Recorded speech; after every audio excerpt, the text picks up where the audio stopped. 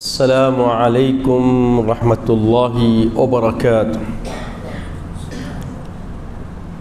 نحمدہ ونصلی علی رسول الکریم، اما بعد فاعوذ باللہ من الشیطان الرجیم، بسم اللہ الرحمن الرحیم۔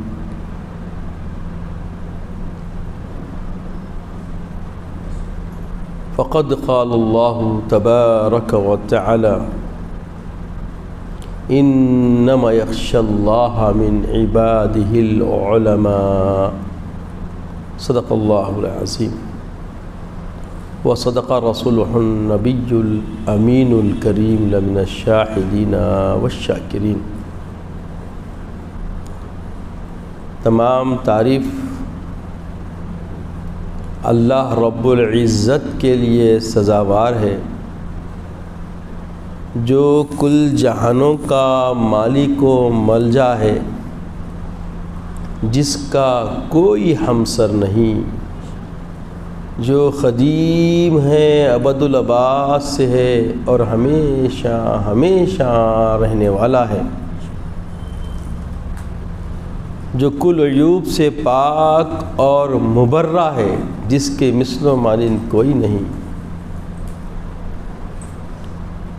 میں گواہی دیتا ہوں کہ نہیں ہے کوئی معبود برحق لائق عبادت سوائے اللہ جل مجدہ کے، اور میں یہ بھی گواہی دیتا ہوں کہ محمد عربی صلی اللہ تعالی علیہ وآلہ وسلم اللہ کے بندے اور خاص رسول ہیں۔ صلاۃ و سلام نازل ہو ہمارے آقا نامدار حضور تاجدار محمد عربی صلی اللہ علیہ وسلم پر، آپ کی آل پر، آپ کے اصحاب پر۔ بزرگان دین، برادران اسلام، جیسا کہ آپ تمام جانتے ہیں کہ گزشتہ جمعہ ہم نے علماء کی فضیلت کے عنوان سے گفتگو کی، اور علماء کا مقام اسلام میں اللہ جل مجدہ اور اس کے حبیب پاک علیہ الصلاۃ والسلام نے قیامت تک آنے والے ساری امت محمدیہ کے لیے جو پیش کیا ہے، ممکن ہے کہ جتنے سامعین ہیں سمجھ گئے کہ علماء کا دین اسلام میں کیا مرتبہ، کیا درجہ ہے۔ آقا فرماتے ہیں خلیل العلم خیر من کثیر العبادہ۔ علماء کی فضیلت علم کی وجہ سے ہے، تو اللہ کے ابھی فرماتے ہیں کہ تھوڑا سا علم بہتر ہے زیادہ عبادت سے، کثرت عبادت سے زیادہ تھوڑے علم کے حصول کے عمل کو اللہ کے رسول نے ترجیح فرمائی، کیونکہ علم کو نور کہا گیا ہے۔ العلم نور والجہل ظلمہ۔ علم ایک اللہ کا نور ہے، اور علم سے بے بہرا پن جو ہوتا ہے وہ ایک ظلمت ہے، تاریکی ہے، اندھیرا ہے۔ تو اسلامی نظریہ یہ دیا گیا کہ تاریکی سے نکلنا یعنی جہالت سے نکلنا ہے، اور حصول علم ایک نور کی راہ پر گامزن ہونا ہے۔ اسی لیے سمجھایا گیا کہ قلیل العلم خیر من کثیر العبادہ، تھوڑا سا علم کا حصول کرنا کثرت عبادت سے زیادہ بہتر ہے۔ پھر ایک جگہ سید عالم سرور کائنات معلم انسانیت قاسم کوثر نے ارشاد فرمایا فضیلت العلماء کفضیلتی علی ادناکم۔ آقا فرماتے ہیں کہ علماء کی فضیلت ایسی ہے جیسے میری فضیلت تم میں سے ادنا امتی پر۔ اللہ اکبر۔ عزیزوں اور بزرگوں، یہ آقا علیہ السلام کے ارشاد کے اقوال کی کلمات پہ غور فرمائیں۔ آقا علیہ السلام نے اپنی فضیلت ایک ادنا امتی پر جو ہے ایسی فضیلت علماء کی ہے اس امت میں فرمائیں۔ تو یہ جو تمثیل سید عالم نے دی ہے فہم و فکر رکھنے والوں کے لیے کافی کہ علماء کی اہمیت معلوم ہو گئی کہ اللہ کے رسول نے ادنا امت پر اپنی فضیلت کو بیان کر دیا کہ ایسی فضیلت کس کی ہے؟ علماء کی۔ تو علماء کی اہمیت علماء کو دینا ہر امتی پر ضروری ہے۔ آج عصر حاضر میں جو بھی ہمارے حالات ابتری کی طرف آ رہے ہیں اس کی بنیادی علت علماء کی صحبت ہم نے چھوڑ دی۔ علماء سے مخلصانہ انداز سے رفاقت و دوستی ہم نے ترک کر دی، اور علماء سے جو بھی ہم مشاورت کے معاملات ہونا چاہیے وہ بھی ہم نے ترک کر دیے۔ اب ہماری رہبری کہاں سے ہوگی، ہماری رہنمائی کہاں سے ہوگی، جبکہ آقا فرماتے ہیں کہ 40 سال بیر یا عابد سے بہتر عالم کی چند ساعتوں کی صحبت بہتر ہے۔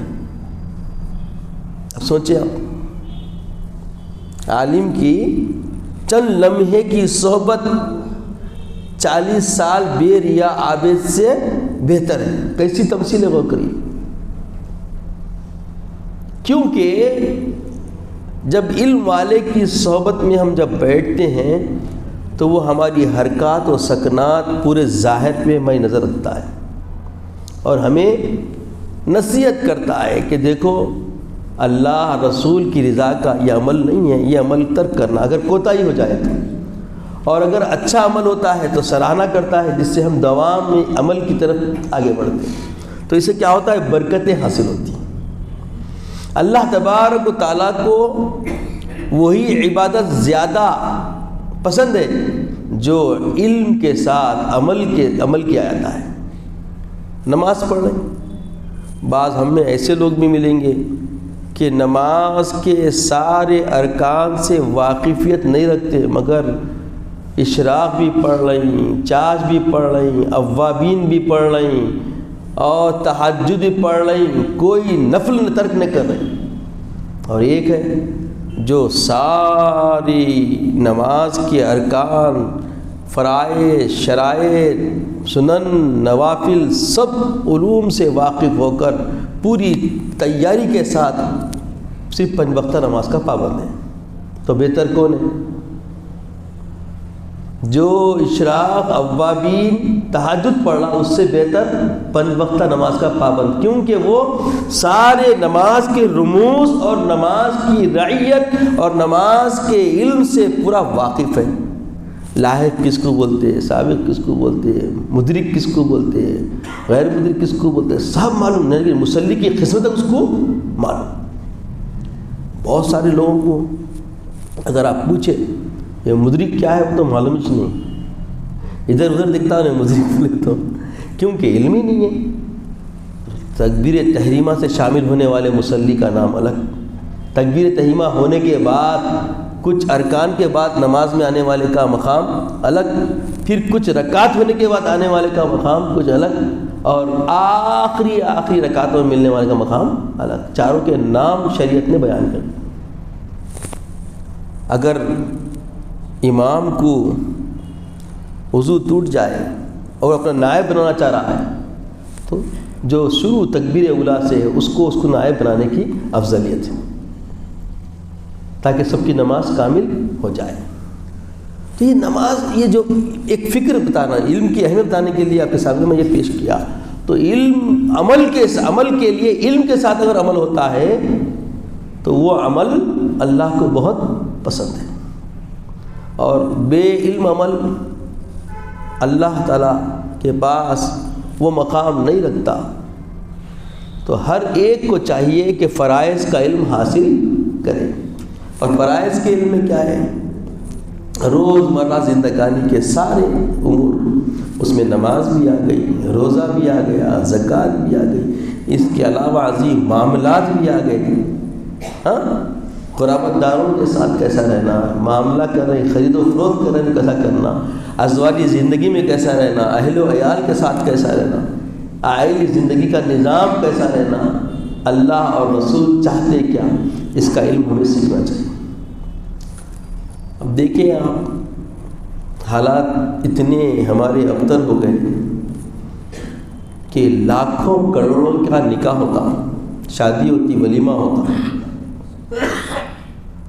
اگر آپ 10 شادیوں کو چن لیں اور 10 شادیوں میں شریک کر کے دولہے کے قریب جا کے پوچھے کہ بھائی شب عروسی کے امور کیا تم جانتے ہیں، جواب کیا آتا دیکھ لیجیے، پریکٹیکل کر کے دیکھیے۔ ایسا میرا تجزیہ ہے، میں دیکھا بہت سارے لوگوں کو، حل پوچھے تو پہلے تو انہیں وجاہت دیکھتا بھائی، اس کے بعد بسم اللہ بول کے کام کر لیتا ہوں، بس سیدھا مطلب کی طرف آیا تھا۔ اللہ خیر کرے، لاکھوں روپیہ خرچ کر رہے ہیں، جبکہ نکاح کے لیے صرف 3 ہی امور ہے۔ اصل کتنے بولیے؟ 3 ہی شرطیں، ایجاب، قبول، گواہ، مہر، نکاح ہو گیا۔ اتنا آسان عمل، جبکہ اللہ کے رسول کا فرمان ہے اپنے وابستگان کو، فرماتے ہیں آقا کہ نکاح اتنا آسان کر دو زنا مشکل ہو جائے۔ یہ آقا کا ارشاد آج سے 1500 برس پہلے، اور آج حالات کیا ہے؟ زنا اتنا آسان ہوگا، نکاح اس کا اپوزٹ۔ یہ ہے ہماری زندگی، یہ ہے ہماری حقیقت، یہ ہے ہمارے جینے کا طرز جو ہم گزار رہے ہیں۔ آج لوگ پریشان ہیں، جس کے گھر بیٹیاں بیٹھی ہوئی ہے ان سے پوچھو، بیٹے رکھنے والوں کو اس کا احساس نہیں رہتا۔ کیوں؟ ان کو کیا ہے، ان کو کیا کرنا ہے، کدھر سے بھی 5 انگلیاں گھی میں بول کے ذہن رہتا ہے۔ یہ کہاوت ہے مگر حقیقت بھی بن گئی، بے حس بنا گیا نکاح۔ اور ایک بات آپ غور کریں گے، ہمارا عنوان تو علماء کی اہمیت بتانا ہے، مگر علماء کی اہمیت سمجھنے کے لیے علماء کیا کام آتے اور کہاں کہاں علماء سے ربط ہم کو رکھنا ہے، تعلق رکھنا ہے، اس طرف روشناسی کروانے کی خاطر میں یہ چند چیزہ معاشرتی نظام کی طرف آپ کی نظر مبذول کرنا چاہ رہا ہوں، آپ کو ادھر لے آنا چاہ رہا ہوں۔ تو دیکھیے آپ، حالات اتنے ابتر ہو گئے کہ بہت سارے ایسے کام ہم کر رہے ہیں جو دین کی اساس نہیں۔ مثال کے طور پہ شادی میں کھانا دینا، آپ کسی بھی سوال کر لیجئے، شادی میں کھانا کھلانے کا عمل بدعت ہے نہیں ہے؟ اور یہ بدعت کو اتنا ہم سراہ لیے، اس کو فرض عین سمجھنے لگے، اور اتنا خطرناک ہے، اگر کوئی بول دیا بھائی میں کھانا نہیں دیتا ہوں شادی میں، آپ آئیے نکاح پڑھائیے، لے کے آئیے، ولیمہ کر لیے، کوئی راضی ہوئے گا؟ دیکھیے صاحب، صحیح عکاسی کر رہے ہیں آپ، جس طریقے کی تصدیق چہرے پہ آئی ہے، معاشرہ ایسا ہی ہو گیا، ایسے شخص کی مذاق اڑایا جائے گا، کیونکہ ذہن یہ بن گیا کہ نکاح کے اندر، عقد کے اندر کھانا دینا واجب سمجھا جا رہا ہے، ایجاب قبول کو اتنی اہمیت سمجھی نہیں جا رہی، گواہوں کی اتنی اہمیت نہیں، مہر پہ بھی کوئی گفتگو نہیں، جتنی گفتگو کھانے میں کیا دیں گے، کتنے اٹم دیں گے، کتنے لوگوں کو دیں گے۔ جبکہ صحابہ، تابعین، طبع تابعین، خود آقا دو جہاں، جن کا اسوہ اللہ فرماتا ہے لقد کان لکم فی رسول اللہ اسوۃ حسنہ، تمہارے لیے بہترین نمونہ ہے۔ اس نمونے میں یہ نمونش نہیں ہے جو ہم کر رہے ہیں، مگر ایسا منایا گیا۔ اب بولتے بلاتے اتیم الطعام والشراب، ارے بھائی طعام کا معاملہ ہر جگہ ہے، ہم کب بھی کریے، مگر شادی میں اتنا ہونا کہاں ہے؟ نکاح کر لیتے، لا لیتے، اس کے بعد شب عروسی خلوت کے بعد دوسرے دن ولیمہ، بس یہی تاریخ ملتی ہے آپ کو۔ ولیمہ مسنونہ جو ہے ثابت ہے، اللہ کے رسول صلی اللہ علیہ وسلم ولیمے میں بھی آسانی بتا دی۔ حضرت میمونہ کا نکاح ہو گیا، دوسرے دن اللہ کے رسول چند ملیدہ چند چیزیں ساتھ کھجور ڈال کے صحابہ کو بلا کے کھلا دی، بولے یہ میرا ولیمہ ہے بولے۔ تو ولیمہ ایسا بھی ہوتا کہ چند لوگ کو کھانا کھلا دیا، آپ اڑوس پڑوس کو بلا کے ولیمہ ہو جاتا۔ دیکھیے کتنا آسان ہے۔ الدین یسر، دین بالکل آسانی کا نام ہے۔ دینداری کے اندر اسہل نظام رکھا گیا، سہل بھی نہیں، اسہل، ایزیلی بالکل آسان سے آسان بنایا گیا۔ اور آج مشکل سے مشکل تر جو حالات بنائے جا رہے ہیں، یہ ہمارے ذہن کی وجدانی کیفیتیں ہیں، یہ معاشرتی نظام ہم نے بنایا۔ جب علماء کی صحبت میں چلے جاتے ہیں تو ہمارے عقدے کھلتے ہیں۔ یہ کجیاں جو ہمارے معاشرے میں لا کر ہم نے تسلط اپنے اوپر کر لیا ہے، اس تسلط سے ہم کیا ہوتے ہیں؟ باز آنا شروع ہو جاتے ہیں، دین کی حقیقت ہمارے سامنے روشناس ہو جاتی۔ تو آج سے 100-150 سال پہلے یہ حیدرآباد دکن تھا۔ تو دکن جب سلطنت آصفیہ تھی تب یہاں کے حالات بہت پراگندہ تھے۔ یہاں حرام حلال کی تمیز بھی تقریباً لوگ، اب تو جریح طور پر حالات بدل رہے ہیں، پھر بول رہے ہیں کہ بھائی جھٹکے کا گوشت ہونا بول رہے ہیں، اس پہ کیسز بھی بک ہو رہے ہیں، حالات یہ پھر جہالت کی طرف جا رہے ہیں۔ تو اس سے ایورنس جو پیدا کیے تھے، حالات جو بدلے تھے، اللہ تعالیٰ نے اللہ کے رسول کے وساطت سے ایک عالم دین کو دکن کی طرف پھر دوبارہ پلٹ کے آنے کا حکم آیا۔ اب جیسا ہوتا نا، ہمارے گھر میں بہت سارے لوگ بولتے ہیں بھائی آپ زندگی جتنی بچی کی ہے مدینے میں جا کے گزار دیں گے۔ کس کو آرزو نہیں ہے بولیے ایسی کہ مدینے میں جئیں گے، مرے تو بقی مل جائے۔ اور بقی کی کئی کو آرزو کرتے معلوم، آقا فرماتے ہیں ارے بقی کے لوگوں کو دسترخوان جھٹکے جیسا اللہ جنت میں جھٹک دیں گا۔ جنت مالا اور جنت البقی جو ہے، یہ دو جو قبرستان ہیں، مالا کا ہے مکے میں، بقی کا ہے مدینے میں، تو یہ دونوں قبرستان کے لوگوں کو اللہ تعالیٰ جیسا دسترخوان جھٹکتے نا ویسا جنت میں جھٹک دیا جائے گا۔ اور وہاں پہ تو مدفن ہونا آسان بھی نہیں ہے، نصیب ہے، جس کے نصیب ہے، جس کا لکھا ہوا مقدر ہے وہ ضرور وہاں، مگر آرزو ہم سب کو ہے، شاہد یہ ایسی آرزو کسی کو نہیں ہے۔ تمنا اچھے سے اچھی موت ہونا، اچھے سے اچھا یہ ہونا، کس کو یہ نہیں ہے بولی؟ تو ایسی آرزو سے ایک عالم ربانی عاشق رسول یہاں سے ہجرت کر لیے،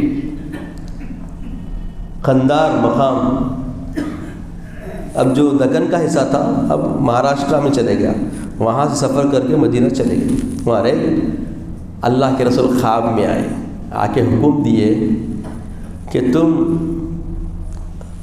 یہاں سے ہجرت کرو، واپس چلے جاؤ، دکن کی طرف جاؤ، وہاں تمہاری ضرورت ہے اور وہاں خدمت کرو، دور جاؤ گے مگر میرے قریب رہو۔ تسکین بھی دیے، تسکین بھی دیے، اور یہ حکم ملنا تھا۔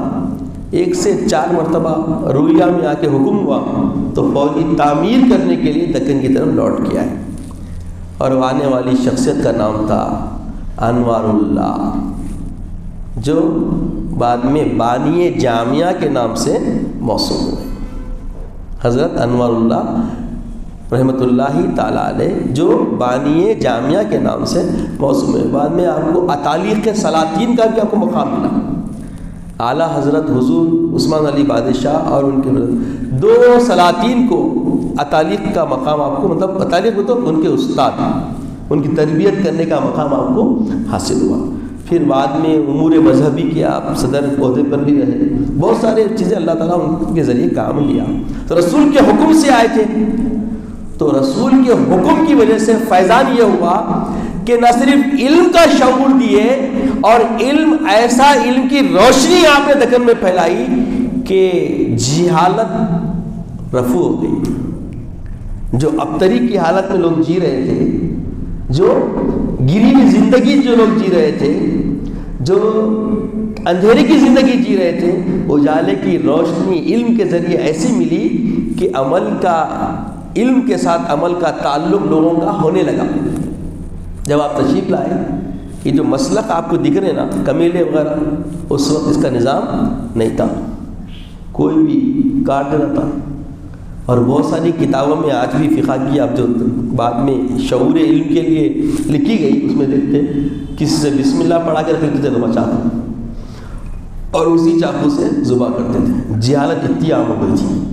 جبکہ کیا ہے، بسم اللہ اللہ اکبر پڑھ کے کاٹنا ہے، پھر وہ کاٹنے میں بھی خیال رکھنا ہے، 2 شہرگے، نری، نقرہ، یہ سب خیال رکھنا ہے اس کی. اب جو ملا ہے، جو ملا کا علم سیکھا اس کو معلوم، جو علم نہیں سیکھا اس کو کچھ معلوم ہی نہیں.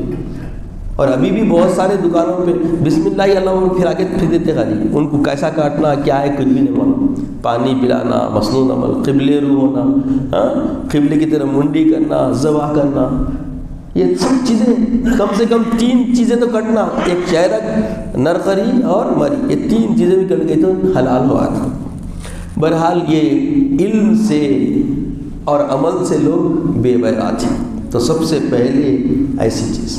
اب مسجد میں جاتے ہیں، مؤذن کو مؤذن کی جتنا علم رہنا چاہیے، احترام مسجد، نفاست مسجد، اور پھر اذان کے لیے پوری رعیت جتنی رہنا چاہیے، جتنا علم ہونا نہیں تھا لوگوں کو. تو مؤذنی کا علم، مؤذن کے لیے باضابطہ ایک سلیبس مدون کیا گیا، ملا کے لیے سلیبس مدون کیا.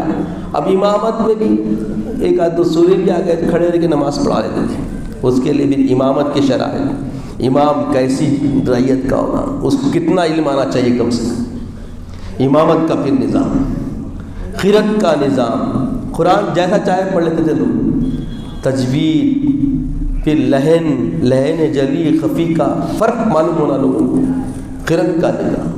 پھر یہاں تک کہ حالات اتنے برے تھے اس وقت دکن کے کہ ایک کی بیوی ہے، اس کے دعوے دار 2 ہیں، 3 ہیں، یہ میری بیوی ہے، قضا چل رہا، فیصلہ ہی نہیں ہو رہا. اس وقت سیاہ ناموں کا نظام، جو آج آپ کو ہم کو جو سیاہ نامے ملتے ہیں، یہ نظام قائم کرنے والے کون بولیے؟ بانی جامع نظامیہ انوار اللہ خان علیہ رحمت و رضوان فضیلت جنگ علیہ رحمت. ایک عالم، دیکھیے کیسا پیدا ہو رہا. سلطنت کی سلطنت نہ صرف بادشاہوں کی تشکیل ہوئی، رعایا کو بھی نور سے منور کرتی ہے. سارے لوگوں کو حلال و حرام کی تمیز ملی. بادشاہ لوگ پہلے حالات الگ تھے، جو بادشاہ بنتا اس کے لیے باضابطہ ایک حرمات کی ایک جماعت اس کے لیے رہتی تھی. پردہ گیٹ وغیرہ جو بولتے وہ مقام آج بھی مشہور ہے، جب آپ تاریخ دیکھیں گے تو آپ کو معلوم ہوگا. پھر شعور میں لائے، اتالیق تھے، ان کی تعلیم و تربیت کرتے تھے، سمجھا یہ حرام ہے، جن کو آپ کے اجداد ہاتھ لگا دیں وہ تمہارے لیے سرے سے حرام ہو آتے ہیں، لہذا اس کو ترک کریں. اللہ کا شکر یہ ہے کہ ایک ایسے مربی کو رسول اللہ نے انتخاب فرمایا کہ جس کی تربیت سے بادشاہ وقت شعور میں بھی آیا، مانا اور عمل بھی کیا. نہ صرف بادشاہ مانا، بادشاہ کے ساتھ پوری رعایا کو علم سے روشنی ملی اور عمل کی زندگی ان کے لیے آسان ہو. آج حالات پھر ابتر ہو رہے ہیں. اس کی وجہ کیا ہے؟ جو بانی جامعہ نے کام کیا، اس کے بعد متبعین اس کو اور عروج دیتے تو کام اور اچھا ہوتا. آج پھر حالات زوال کی نظر ہو رہے ہیں. اور یہی عمل آپ دیکھیں صرف حیدرآباد دکن میں ہوا تھا، مگر آج پورے ہندوستان میں رائج ہے، پورے ہندوستان میں رائج ہے. اور پوری دنیا جانتی ہے کہ کوئی معمولی کام نہیں ہوا. شیخ الاسلام جو لقب ملا آپ کو ایسے ہی نہیں ملا. اسلام کی عمل سے بھی آپ نے تطہیر فرمائی اور عمل کی ترغیب بھی دلوائی. اور ایسی ترغیب دلائی کہ آج جو مدرسے نظامیہ تھا وہ جامع نظامیہ یونیورسٹی بن گیا، اور جہاں سے علماء، فضلاء اور کاملین نکلتے ہیں اور پھر دین کی خدمت بھی کرتے ہیں۔ تو عزیز اور بزرگوں، اب علماء کی اہمیت، علماء کی فضیلت جو پچھلے جمعہ سے اس جمعہ تک ہم سنے، اب سمجھ میں آیا کہ کیسے ایک عالم کے آنے سے نہ صرف ملک بدلتا ہے، شہر بدلتا ہے، ہر خریہ، ہر خطہ روشنی سے منور ہو جاتا۔ علم ایسی چیز ہے، جینے میں فرق ہو جاتا۔ پہلے کی ابتری زندگی آنے سے پہلے عالم کی کیا تھی، اور عالم کے آنے کے بعد نہ صرف بادشاہ اپنے آپ کو سنوارا بلکہ رعایا کو بھی سنورنے کا موقع عطا کیا گیا۔ آقا فرماتے ہیں موت العالمی موت العالم، عالم کی موت عالم کی موت، یہ جو بڑا مشہور ہے۔ اب غور کریے، جب ایک عالم چلے گیا اس کا بدل نہیں۔ اب یہ بتایا گیا کہ خیت الرجال کا دور ہے۔ خیت الرجال تو جو اللہ والے علماء جا رہی ان کا نعم البدل ہم کو نصیب نہیں ہونا۔ دیکھیے آپ، کافی ہماری تو میری 50 سال کے قریب عمر ہو رہی ہے، تو میں تقریباً شعور 10 سال 15 سال کی عمر سے تو شعور اللہ نے بخشا ہے۔ تب سے میں دیکھ رہا ہوں واقع جیسے علماء کو ہم کھو رہے ویسے علماء پھر ہم کو نہیں مل رہے۔ کس کو کھو دیے؟ بہلوم رحمۃ اللہ علیہ، عبداللہ شاہ صاحب قبلہ رحمۃ اللہ علیہ، علماء ہے یہ جو بانی جامعہ سے بالراس فیض لیے سے لوگ ہیں۔ یحییٰ پاشا رحمۃ اللہ علیہ، پاشا حسینی شیخ الاسلام رحمۃ اللہ علیہ، یہ ایک علماء بھی تھے، عابد بھی تھے، عارف بھی تھے۔ یہ لوگ جب جا رہے ہیں تو ان کا بدل ندارت، فقدان رجال کا دور شروع ہو گیا۔ ہم ایک ایسے دور میں جی رہے ہیں، کیا ہے اللہ کے رسول فرماتے ہیں ایک زمانہ ایسا آئے گا کہ علم اٹھ جائے گا۔ تو کیسے اٹھے گا علم؟ اب اس کی تشریح ہر کوئی اپنی اپنی کیفیت سے بیان کرتے ہیں۔ علماء کا اڑ جانا ہی علم کا اڑ جانا ہے۔ کتابیں رہیں گی مگر کتابیں پڑھانے والے نہیں رہیں گے۔ اب دیکھیے، اب جو بھی لوگ آ رہے ہیں، جو بھی علماء اب جامعات کے اندر جو مدرس بن کے آ رہے ہیں، درس دینے کا نہج ان جیسا نہیں جو ان سے سابقین کا رہا۔ اب خطبہ، اب مساجد دیکھیں آپ، بہت چیخ کے بیان ہوتا ہے، جوشیلا بیان ہوتا ہے۔ تھوڑی دیر کے لیے ایک ایسی سحر البیانی مسجد میں چھا جاتی ہے کہ دل لرز جاتے ہیں، مگر عمل کا کوئی معاملہ نہیں، سیکھ نہیں رہتی۔ جب بعد میں آپ پوچھیں گے آج کیا بولے خطیب صاحب، بولے اچھا بولے، دل کو لگا، کیا بولے؟ بولنے آنا نا، بولنے کے لیے کچھ بھی نہیں رہتا۔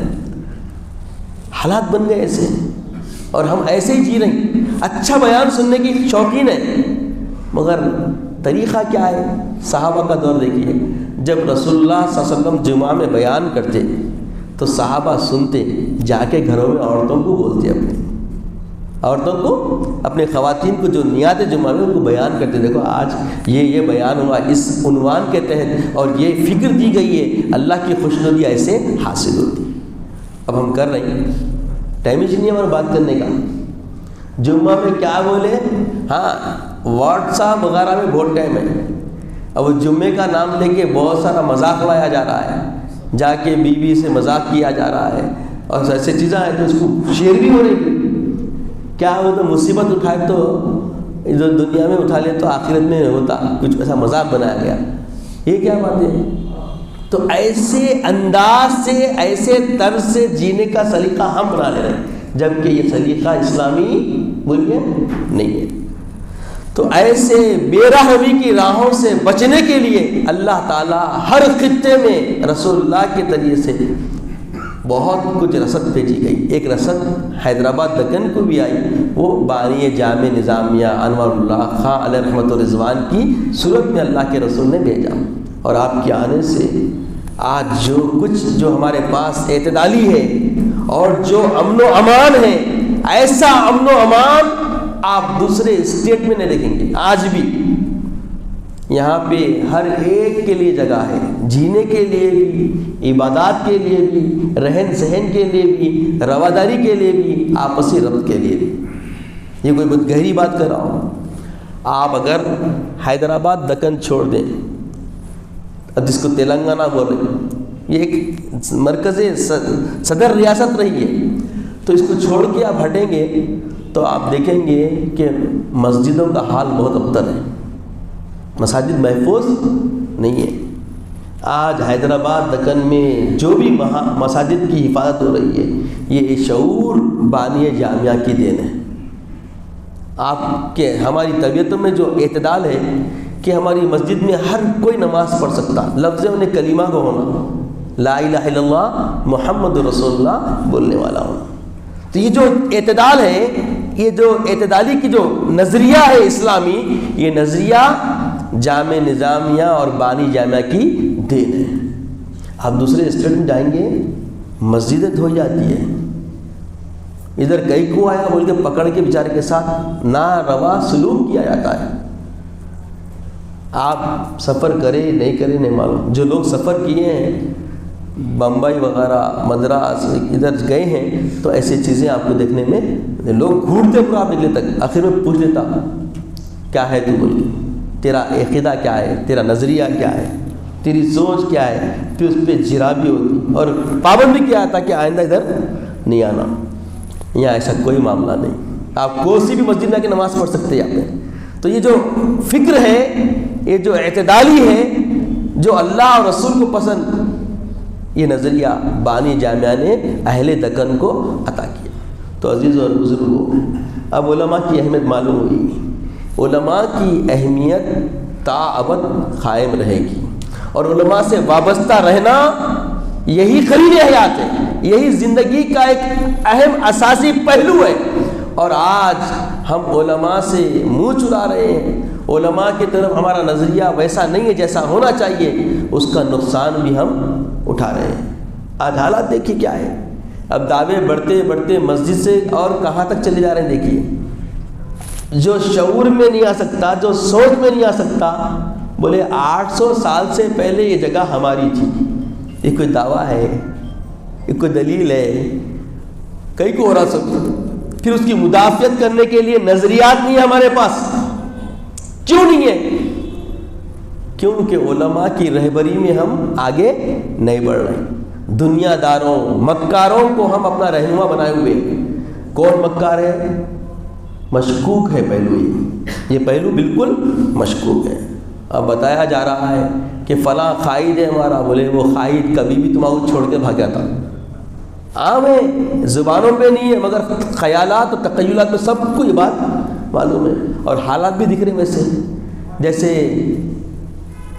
انضمام دکن کے وقت جو حالات بنے، سربراہ بھاگ گئے نکل کے، پوری نسل کو لے کے بھاگ گئے یہاں سے۔ انکار ہے کیا اس سے؟ کوئی انکار کر سکتا ہے کیا؟ ہاں، سقوط حیدرآباد کے حالات دیکھیے کیا ہے۔ تو ویسے ہی جو رہنما بنے ہوئے ہیں وہ رہزن بن کے نظر نہیں آئیں گے۔ ایسے حالات ڈالے جا رہے ہیں تشویشی طور پہ، حقیقت ہے نہیں ہے، ہمیں بیدار ہونے کی ضرورت ہے۔ ہر ادنا کو، ہر اعلیٰ کو اس طرف فکر کرنے کی ضرورت ہے۔ بانی جامع نظامیہ علیہ رحمت رضوان یہ سارے شعور کی بیداری کے لیے اپنی زندگی صرف کیے، نہ صرف زندگی لگا دیے بلکہ قیامت تک آنے والی امت کی رہنمائیت کے لیے، رہبری کے لیے تصنیفات فرمائے۔ عقیدے کی درستگی کے لیے انوار احمدی پڑھیں گے آپ تو اہل سنت والجماعت کا جو احترام و اکرام، ذات رسول اللہ، صحابہ سے وابستگی، اولیاء اللہ سے وابستگی، تابعین، تابعین سے وابستگی، سلف صالحین سے جو رفاقت ہے، یہ پورا عقیدہ آپ کا راسخ ہو جائے گا۔ مقاصد اسلام پڑھیں گے تو یہ پھر عام طور پہ جو عقیدے ہمارے کہ کیسے رواداری ہونا، کیسے جینا چاہیے، ادب احترام کیسا ہونا صحابہ کا، اولیاء اللہ کا، تابعین کا، یہ سب چیزیں، معاملات کیسے ہونا چاہیے، اور کتنے نرم روی ہونے پہ ایمان مضبوط ہوتا، اعتدال طبیعت کیسی ہونی چاہیے، مقاصد الاسلام کے ذریعے تفصیل ہوتی ہے۔ حقیقت الفقہ آپ پڑھیں گے تو فقہ کی اہمیت، مجتہد کی اہمیت، کسی ایک مجتہد کے پیروکار بننے پر کتنے مجبور ہیں ہم کو اس کا علم ہوگا۔ یہ جتنے فرقے حال حال میں جو اڑے ہیں ان سب کا خاتمہ وہ کتابیں پڑھنے سے نظریاتی طور پہ ہوا تھا. اب جب نظریاتی طور پہ خاتمہ ہوگا تو عمل میں آسانی ہو جاتی. تو عزیز اور بزرگوں، اللہ تعالیٰ سے دعا ہے کہ یا الہ العالمین ہمیں نیک توفیق عطا فرما، نیک ہدایت عطا فرما. مولا اپنے صالحین بندوں میں ہمیں شامل فرما. مولا ہمیں گناہوں سے بیزارگی عطا فرما. مولا عمل کی زندگی ہمارے لیے آسان فرما. مولا اے دلوں کے پھیرنے والے مالک، ہمارے قلوب کو اپنی رضا کی راہ پر گامزن فرما دے. ہمارے قلوب کو ایسے پھیر دے کہ ہم تیرے عاشق کے، تیرے محبوب کے عاشق نظر آئے. وہ قرین حیات عطا فرما. مولا عمل کی زندگی ہمارے لیے آسان فرما. عزت کی زندگی عطا فرما. خاتمہ بالخیر فرما. وقت نزاعت کلیم طیبہ عطا فرما. اے باری اللہ ہمیں علم کی روشنی عطا فرما. مولا ہمیں علم کی راہ آسان فرما دے. مولا راسخ علم عطا فرما، راسخ عقیدہ عطا فرما. خاتمہ بالخیر فرما. وقت نزاعت کلیم طیبہ عطا فرما. اپنے حبیب پاک صلی اللہ علیہ وسلم کا دیدار عطا فرما. سبحان اللہ و بحمدہ، سبحان اللہ العظیم، والحمد للہ رب العالمین.